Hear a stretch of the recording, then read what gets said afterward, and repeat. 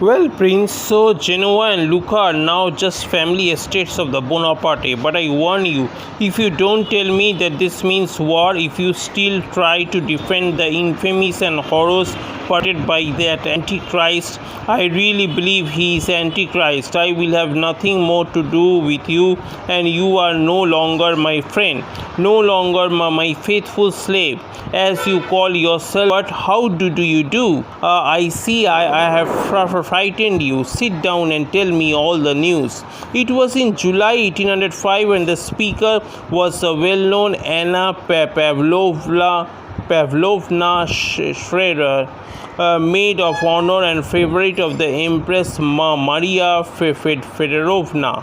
With these words, she greeted Prince Vasily Kukuragin, a man of high rank and importance, who was first to arrive at her reception.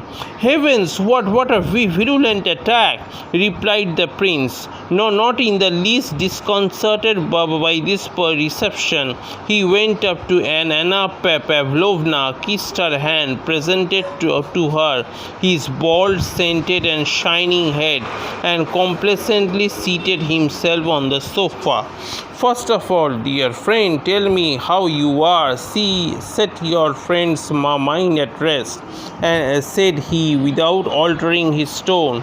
Beneath the politeness and affected sympathy of which indifference and even irony could be discerned, can one be well while suffering morally? Can one be calm in times like this if one has any feeling? Said Anna Pavlovna.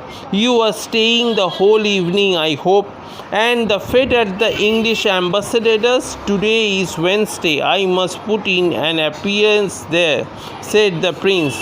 My daughter is coming for me to take me there." "Well, what has been decided about Novossiltsev's dispatch? Do you know everything?"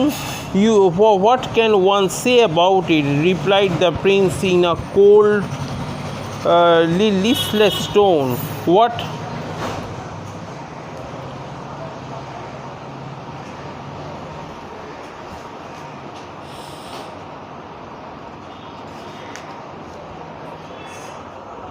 has been decided? They have decided that Bonaparte has burnt his boats, and I believe that we are ready to burn ours." Prince Vasily always spoke languidly, like an actor repeating a still part.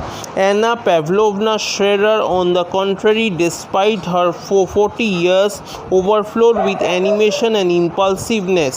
In the midst of a conversation on political matters, Anna Pavlovna burst out, "Oh, don't speak to me of Austria.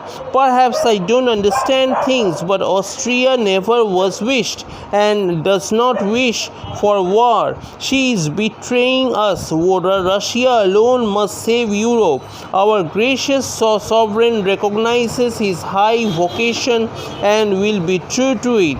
This is the one thing I have faith in, of our good earth, and he is so virtuous and noble that God will not forsake him.